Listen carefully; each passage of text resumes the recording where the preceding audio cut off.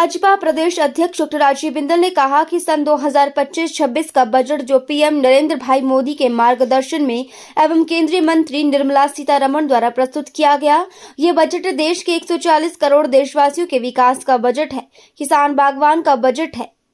किसानों के उत्पाद को उचित मूल्य मिले, इस दिशा में महत्वपूर्ण कदम इस बजट के अंदर उठाए गए हैं। विभिन्न प्रकार के किसान बागवान की आमदनी एवं उत्पाद बढ़े और उत्पाद के प्रोसेसिंग के अंदर आय एवं दाम और अधिक बढ़े, इस दिशा में बजट के अंदर माकूल प्रावधान है। इसी प्रकार ये बजट युवाओं का बजट है, जहां पर स्वरोजगार के लिए लघु मध्यम उद्योगों को स्थापित करने के लिए और जो विभिन्न प्रकार के हमारे कारीगर हैं जैसे लोहार, सुनार, कुम्हार, विभिन्न कामगारों के रोजगार को बढ़ाते हुए और स्वरोजगार के साथ साथ लाखों रोजगार पैदा करने वाला ये बजट है।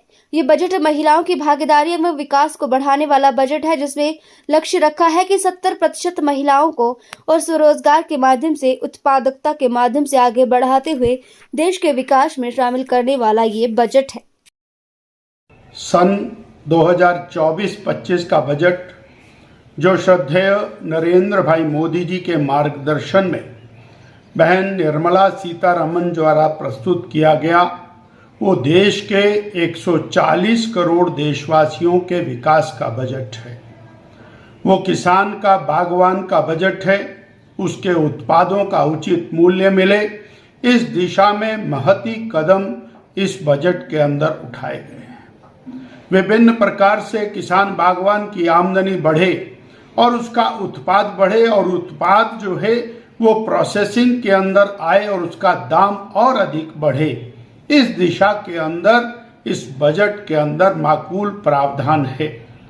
इसी प्रकार युवाओं का बजट है, जहां पर स्वरोजगार के लिए अपने लघु मध्यम उद्योगों को स्थापित करने के लिए और जो विभिन्न प्रकार के हमारे कारीगर हैं, जो चाहे वो लोहार है, सुनार है, कुम्हार है, इसी प्रकार से विभिन्न प्रकार की और कार्यशैली में काम करने वाले लोग हैं, उनके रोजगार को बढ़ाते हुए और स्वरोजगार के साथ साथ लाखों रोजगार पैदा करने वाला ये बजट है।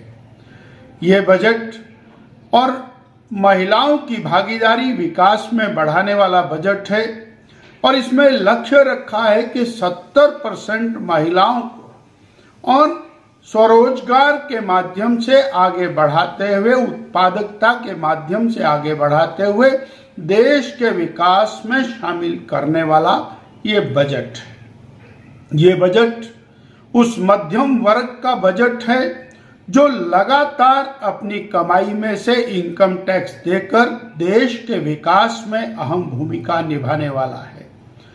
ऐसे सरकारी कर्मचारी, ऐसे सेवानिवृत्त कर्मचारी, सरकारी अधिकारी, निजी क्षेत्रों में काम करने वाले कर्मचारी, छोटा व्यापारी जो 12 लाख रुपए तक की आमदनी के ऊपर टैक्स देता आया, अब उसे 12 लाख रुपए तक की आमदनी पर टैक्स नहीं देना पड़ेगा।